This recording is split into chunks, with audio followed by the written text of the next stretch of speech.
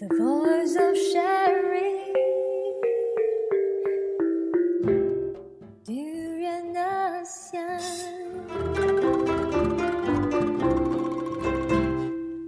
Hi, this is Arlene, and you're listening to Durian ASEAN, the voice of discovery and sharing. Today, we have a very interesting guest for our ASEAN Breakfast Call dialogue. We have Adrian Hare. He's going to talk about revisiting our Malaysia's National Education Blueprint, and he's a freelance English language consultant. But before this, he worked in the Help University as a lecturer, as well as a head of department in the as a head of department for the English language department. So welcome. Morning. Maybe you want to be closer. Closer. Right. Okay. So today I have two colleagues here, Gowri and Hello. also Asmod. Hi. Will be joining us to question Adrian Hare more on the status of today's education system in this country, as well as questioning, how much the National Education Blueprint would bring in towards enriching the Malaysian educations. Before that, I just want you to probably lay out the foundation and trying to describe what do you think of today's education system in this country. That's a very wide question. What do I think? What do I think of the Probably education in system? do you want to go to tertiary or more I guess secondary? in terms of the standard of education system in this country, is it on par to the international standard, or is it something that is still, lagging behind? What kind of issues that you, as a lecturer as well as a teacher as well, you found out about the education system in this country? Well, I think that one thing which is pretty clear is that if you look at the PISA scores, for example, it seems quite clear that in certain crucial areas, Malaysia is lagging behind other countries. One of the reasons for that probably is that over the years there have been changes in educational policy in Malaysia. I think that the new National Education Blueprint lays out a pathway to improvements in the education system, but obviously those improvements will only come about if there is motivation, if there is implementation, and primarily I think if there is a recognition that those problems exist, and if the government doesn't just go for short-term gains without looking at the long-term effects of policies that it implements. Well, actually, to be very frank with you, a lot of people, especially the Malaysian public, criticize the education system in this country. I don't think, and including the National Education Blueprint. But before we go to the National Education Blueprint, the history of Malaysian education Malaysian's education has always been very flip-flopping. I mean, if you remember, a few years back, they have this PPSMI to encourage the learning of English language, but later on they revoke it back and, encourage the teaching of Malay instead. And the same with our education system, our education policy in different levels, primary, secondary, and also tertiary. It has always been there's always been very lack of direction. In fact, many times it's always about fulfilling the market needs. Like we discussed earlier, like if today's needs is to have more engineering graduates, then the ministry will encourage more students to apply to learn to study engineering. But what is the real education philosophy should be in reality?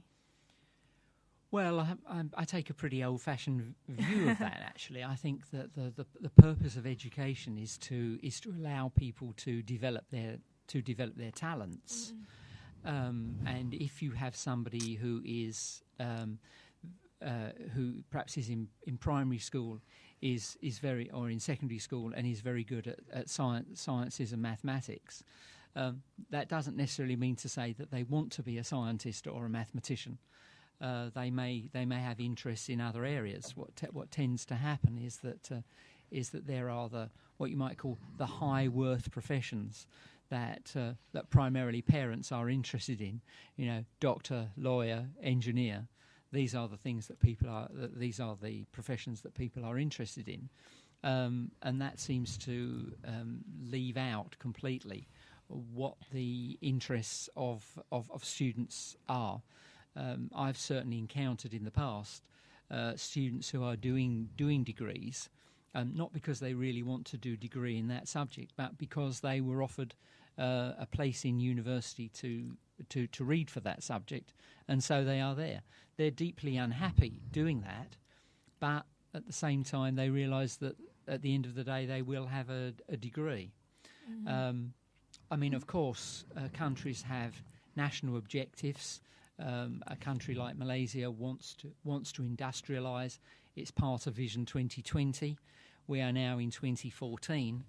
Obviously, the country needs to be more competitive in all kinds of areas, but to produce graduates in a particular area to fulfil a quota does not necessarily meet the aspirations of the country, mm-hmm. Because what you've got is, to use your example, you've got 50,000 graduates in engineering who have aspirations about the kind of job that they will get as engineers.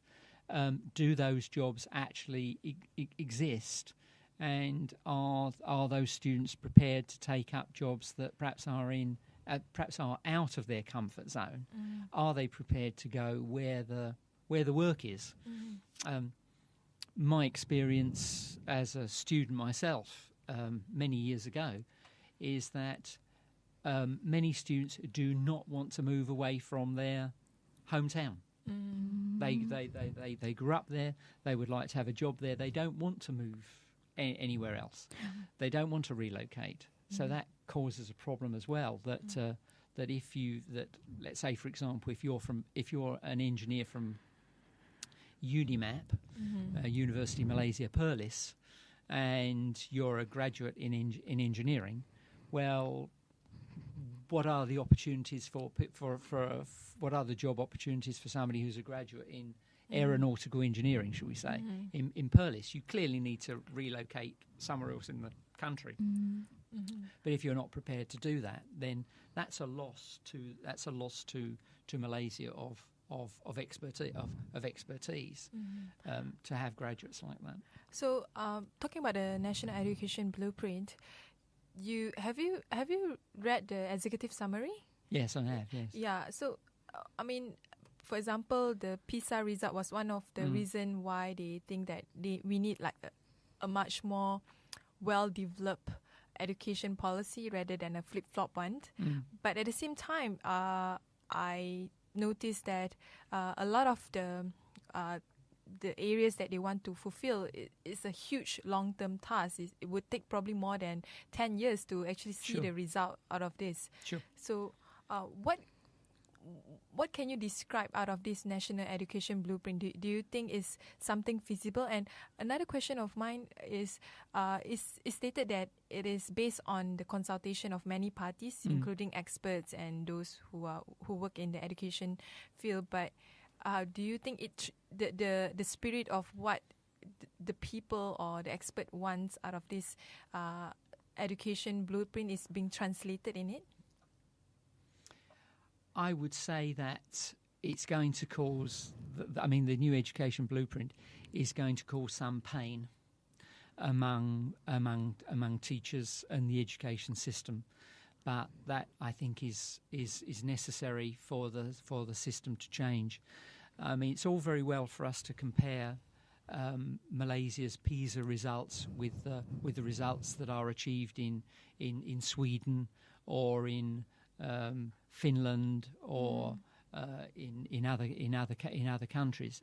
But you also have to look at what's the infrastructure, what's the level of training of teachers, what's the class size.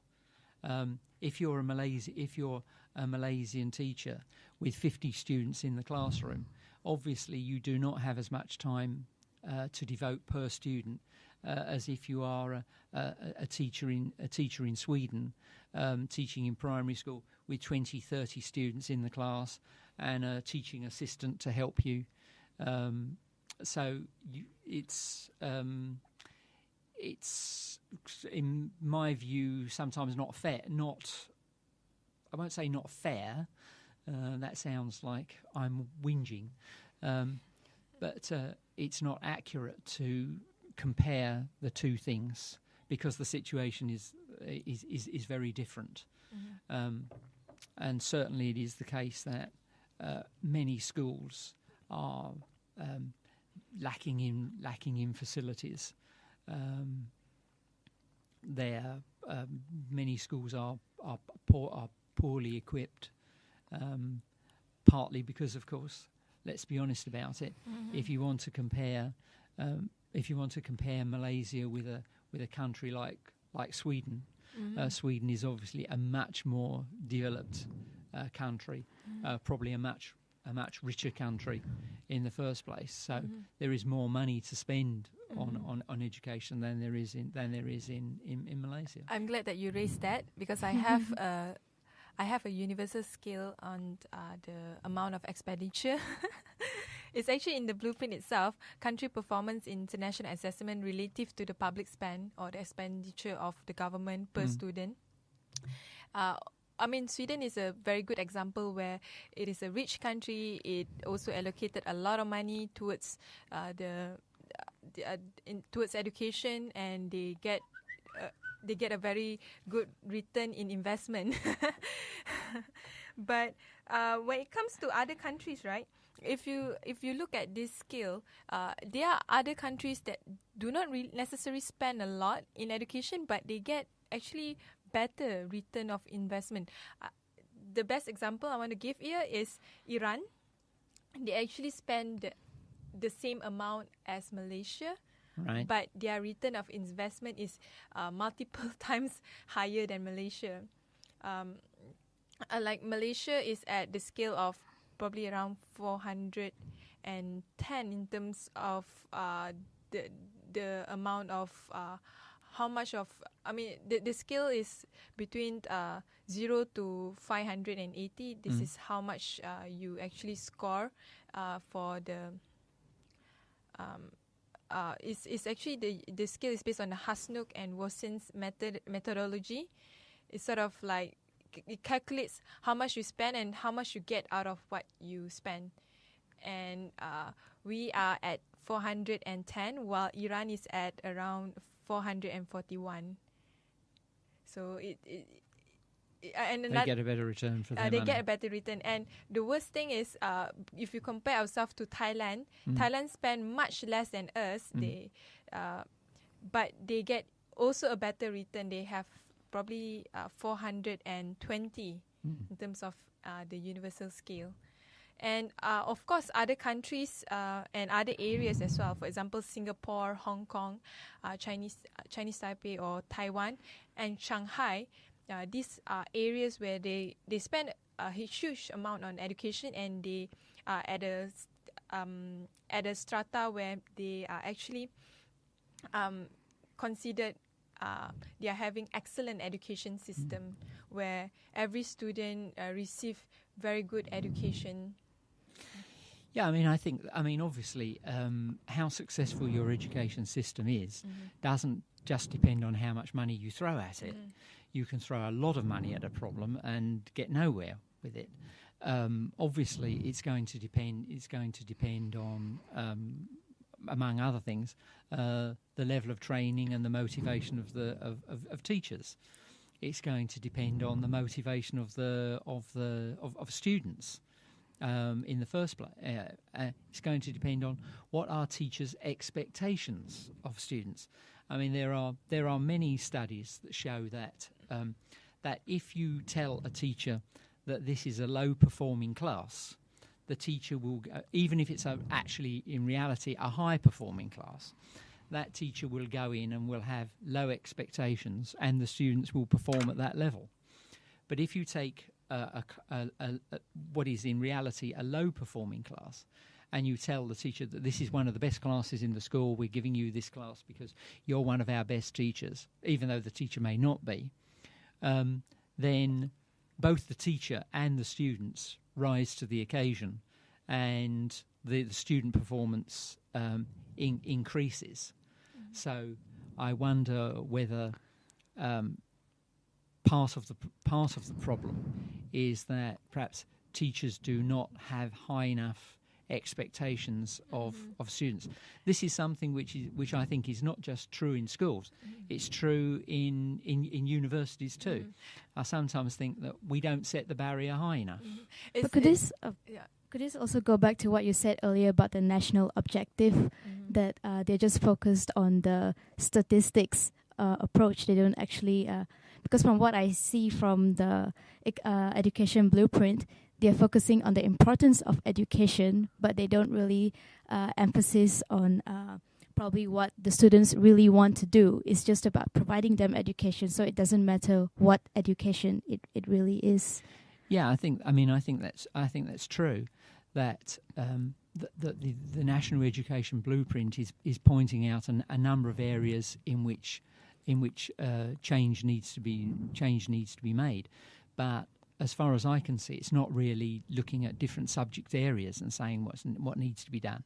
It's saying something needs to be done about teacher training, but precisely what needs to be done and how it needs to be done and who's going to do it is another matter. And I think another one that I like that you raised the issue of teacher, because what I see is the National Education Blueprint is definitely very good, very comprehensive and all that. I mean, later on I can state all the 11 shifts they want to make in order to transform the system. But I guess the bigger problem, the elephant in the room, is the culture of education is not there. It's like the government is doing this for the sake of doing this.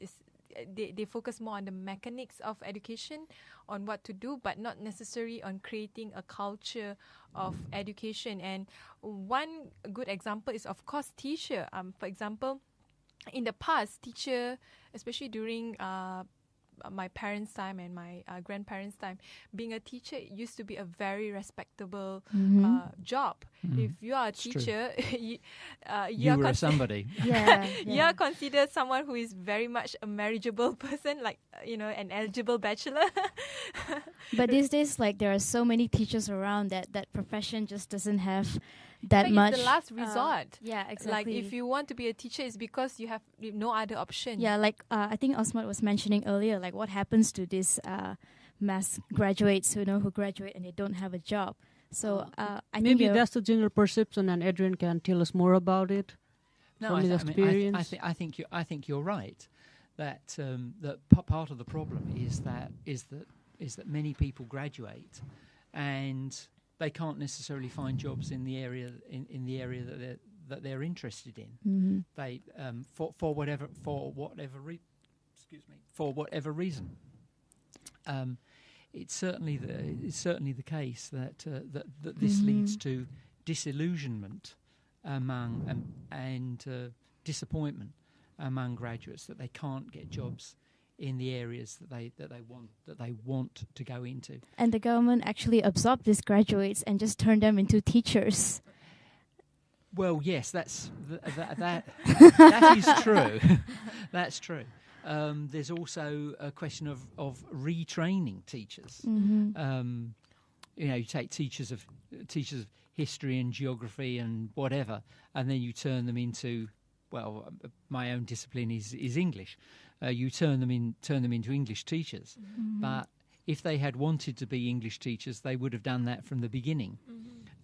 It's not necessarily the case that you can take somebody and retrain them, and they're going to be effective as teachers, because they don't necessarily have the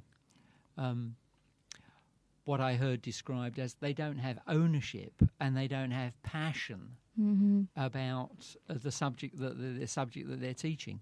The culture is not there. It's more like you're doing this because it's a job, it's a job, you need yes, to pay your bills and all that. I mean, I think that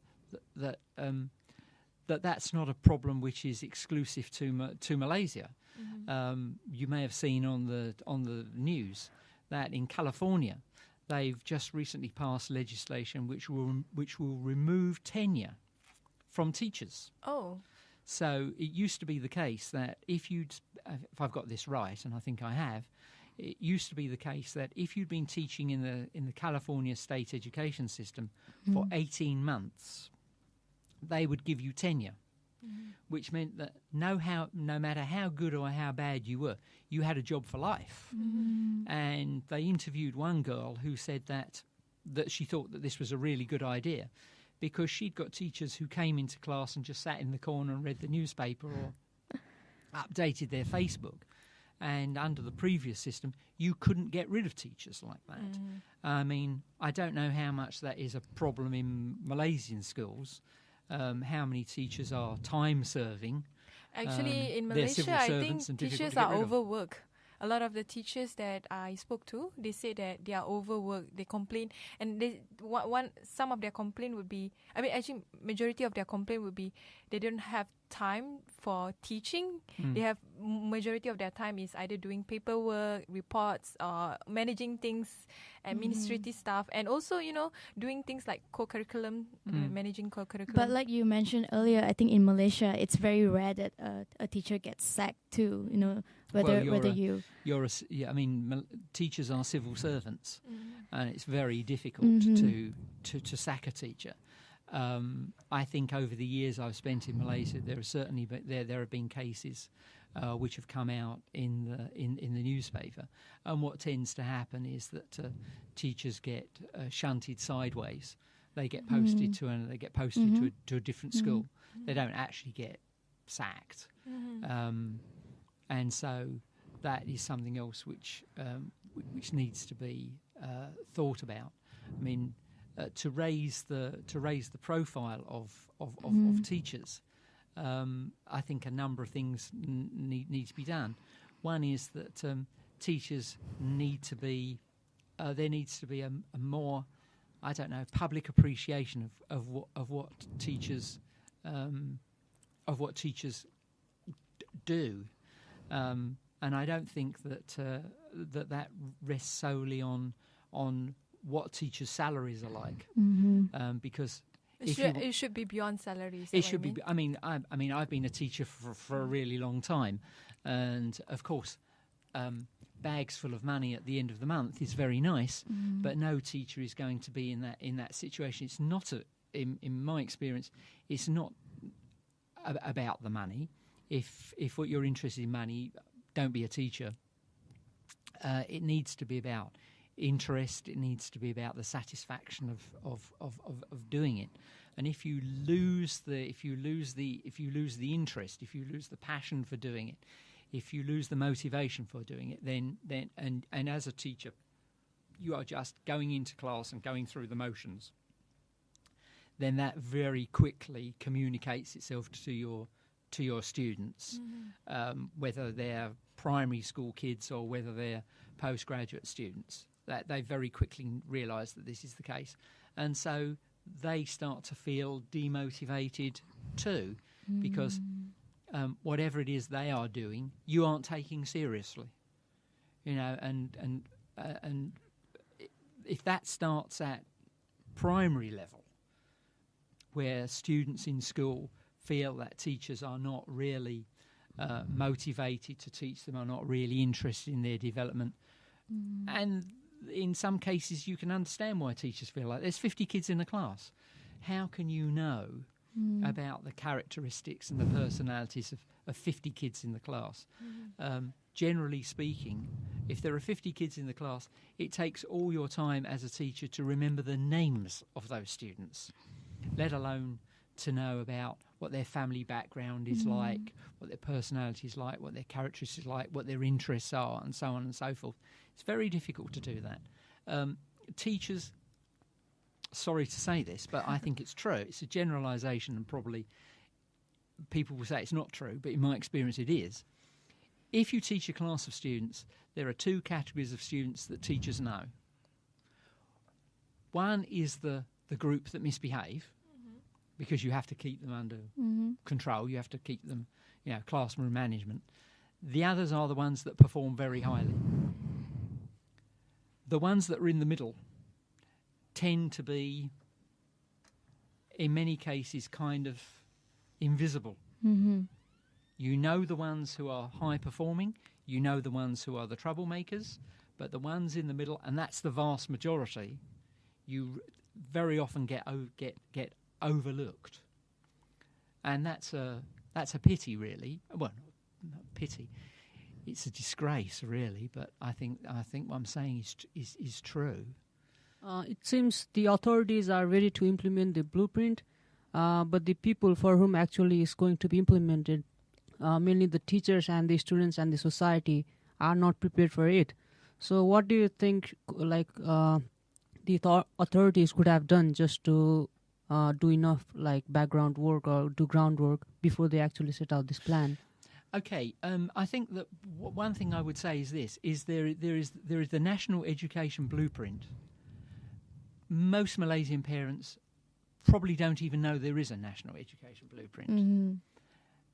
It was received with great fanfare, but the government has not explained properly. They haven't marketed the National Education Blueprint to teachers, to the public at large, to students, to teachers, to parents, to potential employers, to society at large. That hasn't been, that in my view, that hasn't been done. I mean, I'm perfectly prepared to be corrected about that, but it was announced and there was some controversy about it, but following on from that, we don't really see the Ministry of Education going all out to try to say to people that this is what the Education Blueprint is going to do, this is what we intend to do, this is how we intend to do it, these are the measures that are being put in place to try to make a difference to your children's education. I don't hear anything about the National Education Blueprint. Could that be because it's really not all that different from what we already have? Well, I can mention the 11th shift that they want to do. Number one is provide equal access to quality education of an international standard. Okay, there's a very high demand for that. And secondly is to ensure every child is proficient in Bahasa Malaysia and English language. I think your role is very much needed there, Adrian Hare. And thirdly is to develop values-driven Malaysians. And number fourth is transform teaching into the profession of choice. Number fifth is ensure high-performing school leaders in every school. Number six is to empower JPN, PPD, and schools. These are government agency dealing with education to customize solutions based on needs. Number 7, leverage ICT to scale up quality learning across Malaysia. Number 8 is transform ministry delivery capabilities and capacity. Number 9 is partnership with parents, community, and private sector at scale. Number 10 is maximize student outcomes for every ringgit. And the last one is increase transparency and direct public accountability. So these are really positive shifts that if they implement it, definitely it will be impacting our education system in the positive direction. But my question is it even doable? Like some of it seems quite far-fetched. It sounds like a wish list that you might give to Santa. Yeah. I mean, obviously, all these things need to change. The question is, as you've correctly put it, how are you going to do this? What are the mechanisms that are going to be put in place to achieve these aims? It's all very well to say we want to ensure. Let's pick one example. We want to ensure that every child is proficient in Bahasa Malaysia and English. what are the plans to do that? How is that going to be done? The delivery of ICT. Well, everybody seems to think that ICT is the answer to many prayers, but certainly, I mean, I've used ICT in the classroom. I've Googled things. I've YouTube things in the classroom. I'm quite fond of all that, actually.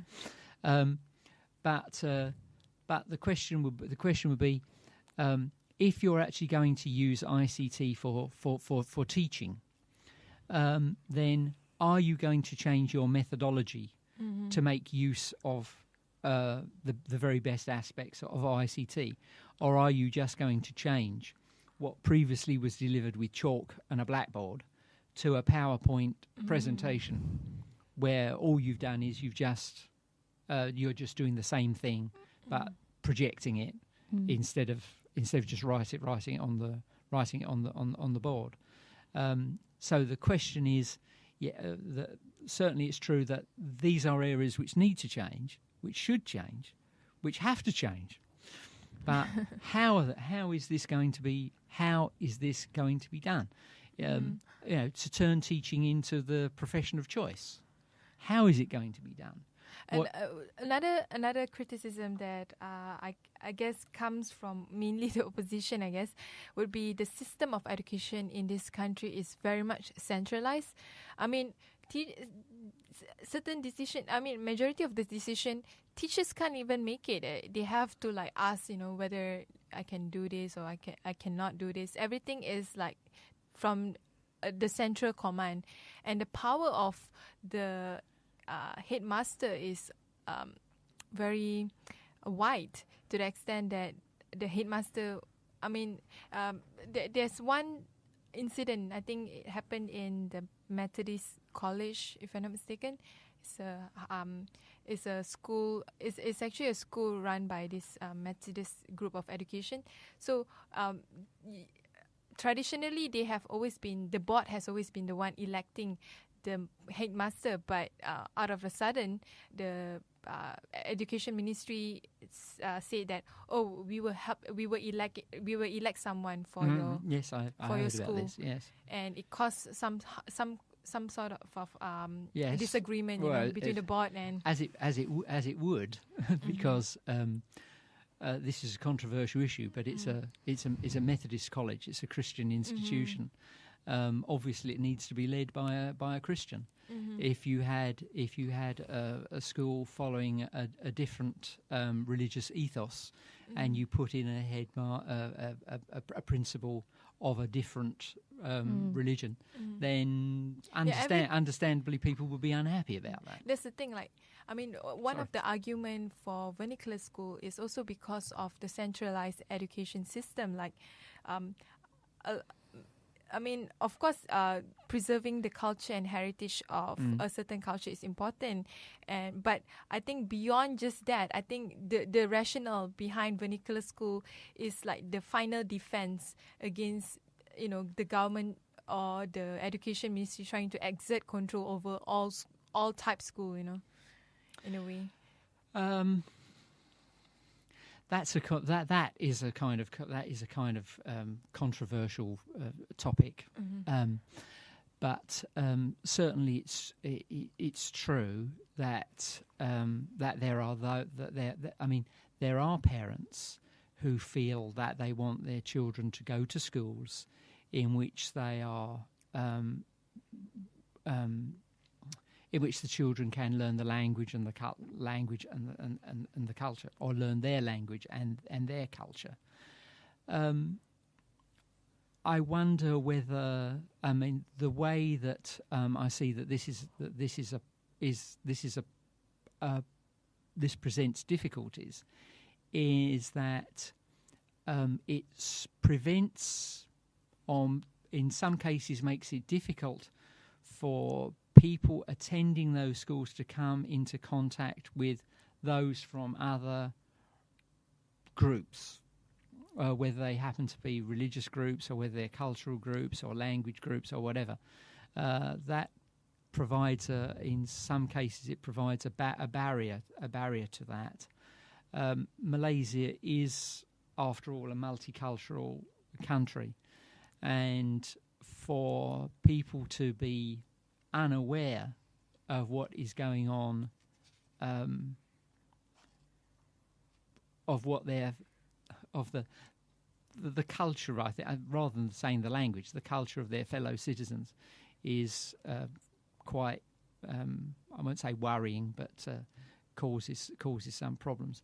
But that is not something which simply comes from the vernacular schools, because you can take even national schools where the majority of students in that school come from a particular race and have a particular language and background, and so that would apply there too, in my opinion. It seems the going back to the blueprint is trying to address like issues in too many areas at once, and it might be the case that policies like this have to address all those issues. But while trying to do so much, we might not even accomplish some of the basic key. We might not address the basic areas which needs to be addressed. So, in your view, like if you had to formulate a policy, which key areas would you focus? What would you do? I'd like to try to change them all. I'd go for it and say all these things need to be changed, because I think primarily one of the things that needs to be done is to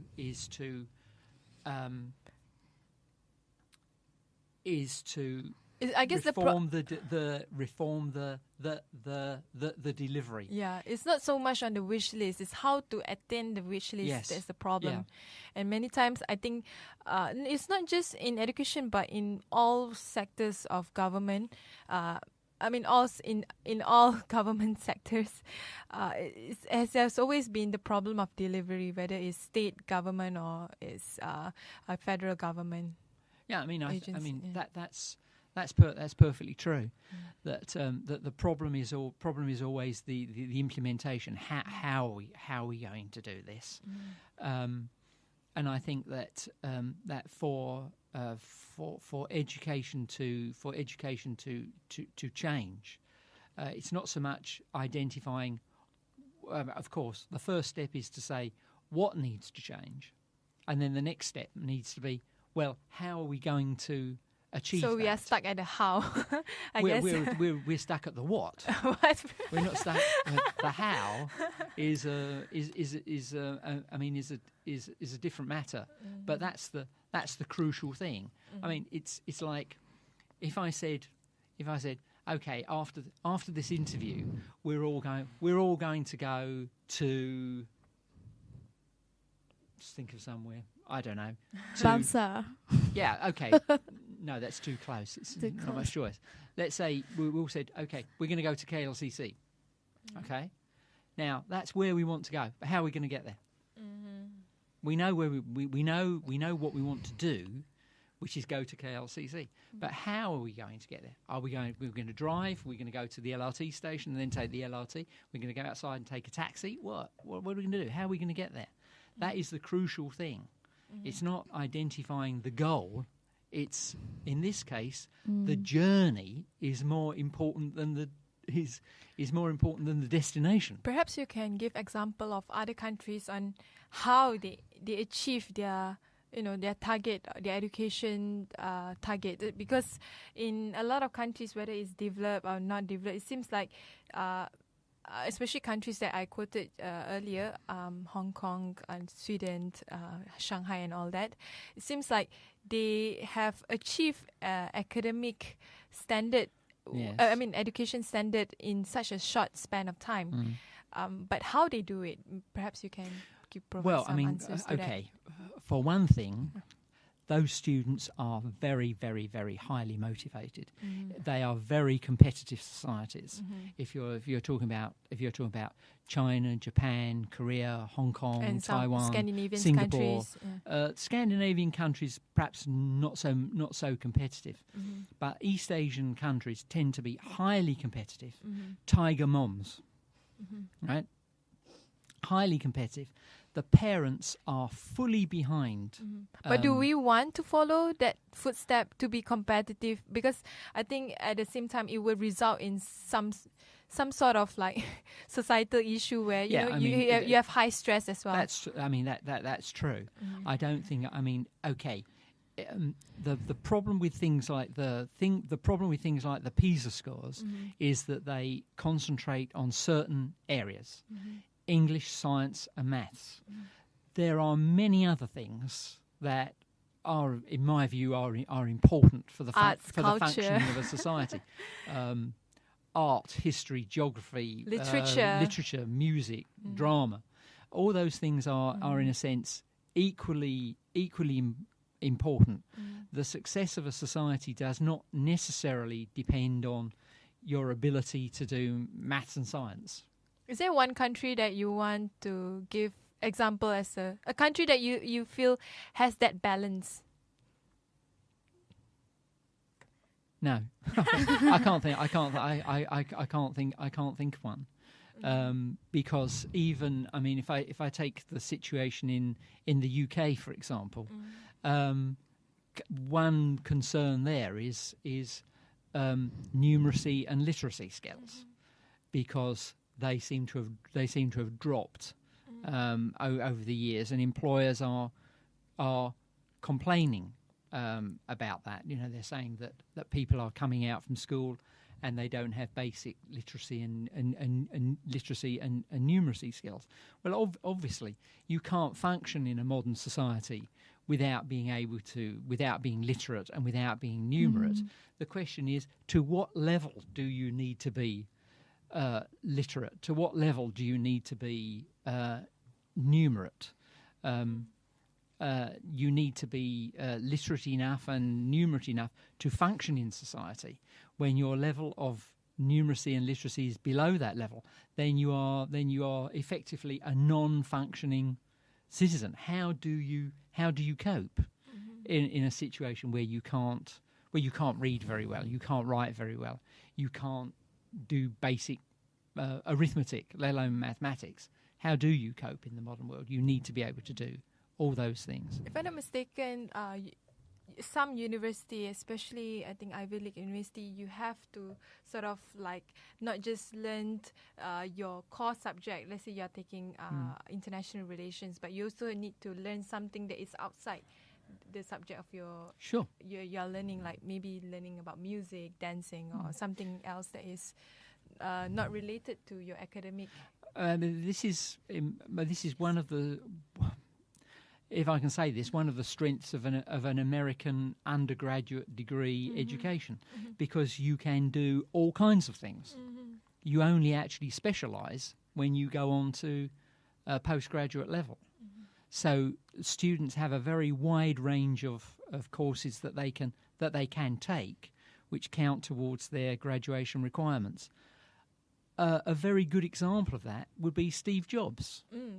Okay, Steve Jobs when he was a university student, he took a course in calligraphy, which explains why your iPhone has such a beautiful font, because he used his background in calligraphy to I don't suppose he designed the font himself, but he knew enough about calligraphy to realise what the characteristics of a very clear and readable value of iPhone instead of just the aesthetic being a value functioning of tool. it. Sure. Yeah. But I mean, who would think that Steve Jobs was doing that? Another example would be, and I like this one, is Jack Ma, who runs Alibaba, trained as an English teacher. And yet he's running an IT company. Now, how did he get from A to B? I've interviewed students in the past where they've come and said, oh, well, I said, well, you know, your language skills are very good. You must be a sort of arts type person. And they go, oh, no, I'm a science type person. But I really want to do English, you know. And also, I guess the core idea of education is to understand that we are not a robot where we need to specialize in just one area. We are actually a human that likes different, you know, have different interests and love doing different things. It's all about like trying to sort of having a more holistic education. Yes, yeah. I mean, I would say that's true.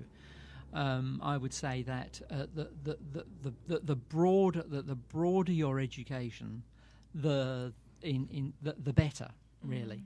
The more knowledgeable you are. I mean, I was reading the other day about if you want to publish papers in academic journals, then the best way of ensuring that your paper can be published is, one, you collaborate with people from other institutions, and you collaborate with people in different fields from yours. In fact, talking about the working world, for employers, right? I mean, when it comes to choosing employees, I think one of the key criteria is to have an international experience. And I think this kind of international experience is much more broader than probably someone who just know about, so let's say it's an engineering job. If a person just know about engineering but do not have any interest to learn outside knowledge things that is outside engineering, actually it will not benefit his future career as well. Would you agree in that? I mean, I would agree with that. Again, I saw online that with regard to developing their interests in various things, the CEOs of Fortune 500 companies read a book a week, on average. And they're comparing this with, I think a few years ago in Malaysia, that it was something like 2 books a year. Now it's 10. Now it's 10 books a year, so it's a big improvement. Actually, it's not 2 books; it's like a few pages. Yeah. But Adrian, say if we implement an education system similar to liberal arts, at least in the university level in Malaysia, do you think the students entering into university are ready to make most of the opportunities? No, I don't, because students tend to be very single-minded and very focused on what they're interested in. My experience would be that many students do not have much of an understanding of things outside their own area. They know about those things, and they tend to think that what they are doing is valuable, and what anyone else is doing is not valuable. To give you an example, it's my experience that in schools, those that are doing maths and maths and a whole range of science subjects tend to think that those that are doing art, music, drama, those kinds of subjects, that in some way those students are dumb, and that's why they're doing those subjects. But of course, the point is that without the artists, without the drama, without the music, no matter how good you are at animation, no matter how much you might understand how to actually program all that, without the imagination of somebody to come up with the storyline, without somebody to actually design it for you, then you really don't have any product at all. Much as, let's follow on with the iPhone, much as we can value the people who provide the software for it, one of the things that people like about the iPhone so much is the design. And obviously that was not designed. It wasn't designed by software engineers. It was designed by designers. So I don't think we can say that that one area of expertise is more valuable than another, because people need to governments, people need to remember that that individuals and countries have a soul as well. It's not just about the science and the technology. It's about, I mean, what countries tend to pride themselves on more than anything else is their culture, and their culture tends to relate to their music, their music, their art, their literature, and so on. It doesn't really.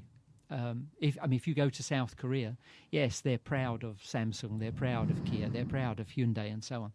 But if you ask them if you ask somebody what makes you Korean, what are the things that you value about being Korean, they're not going to say, oh, well, it's because of Samsung. They're going to say, well, it's because of our music, our art, our literature, our food, and so on. Malaysia is the same. Okay, if you ask Malaysians what makes Malaysia Malaysia, people go, the food. Not, we've got proton cars or something. You know, I mean, okay. Oh, we have somewhere. It's extreme example, but I mean, people, cultures tend to be reliant on things other than scientific and technical expertise. And I think I have to agree with you on that one, because I'm an arts major myself, and it is a general consensus among Malaysians that the art kids are actually dumb or stupid. It is a true thing. Even when I was in high school, when I wanted to pick arts, and my mom was like, freaking, you cannot pick arts, people are gonna think that you're stupid, you know, you have to major in science. And it's actually a true story. So like Osmot said earlier, even if we do start having like liberal arts papers in university level and all, I don't think people are ready to realize the importance of that. I mean, but one thing which goes along with, in my opinion, with liberal arts is that you need to have an openness towards things that are different. You need to be able to do creative thinking. You need to do critical thinking. And critical thinking doesn't mean that you're just rubbishing and picking faults. Critical thinking means that you're looking at it and you're saying, well, what are the good things about this and what are the negative things about this? All the different angles on an issue. And the problem, one of the difficulties I see with the Malaysian education system is that largely it doesn't encourage that kind of. It's very much a spoon-feeding culture. Yes, it is, and it's very much of a case of. I mean, I've heard this. My teacher says, and that's it. You know, it's like. And what's your opinion? It's written in. You know, it's written in stone. Whereas I've always said, well, I've always said to my students, this is what I think. I'm perfectly prepared for you to come along and tell me, no, we don't necessarily agree. We don't agree with you because, you know, our viewpoint is different. Here's an extreme example. Some years ago, I decided, perhaps not having anything better to do with my time, to Google the speeches of one Osama bin Laden. Okay. Translations. And I read the speeches and I thought, let's try to put myself in his situation. What is he saying? Why is he saying it? Is there justification in what he's saying? And I won't say much to my surprise. I wasn't very surprised. When I read it, I thought, well, from his point of view, this is a perfectly reasonable argument. But many students can't do that. They can't put themselves in somebody else's shoes and argue a contrary point of view. They say, oh, no, we can't do that. You know, let's say choose a Malaysia is the best country in the world to live in. You know, if you say to students, support that argument, they can think of all kinds of things. But if you say to them, write something negative. Malaysia is the worst country in the world to live in. They can't do that. They can't do the mind switch to put themselves in that situation. In philosophy, they will call it dialectic. Yes, exactly. Well, dialectic argument. Now you sound Marxist.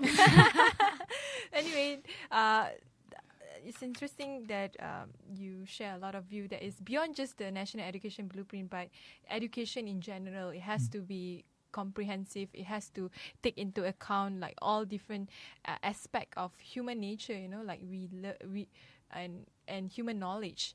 So, any last comment that you want to address, especially on the education blueprint?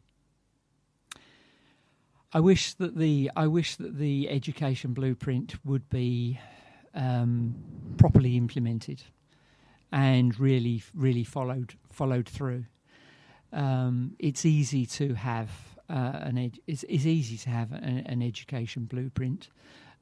Quite a different matter to implement and make sure that it brings about the changes that are desired. I think that education has got to change. Education has got to change. The delivery of education, the content and the delivery of education has to change. We are living, but the world is fast changing, and students need to be prepared for that.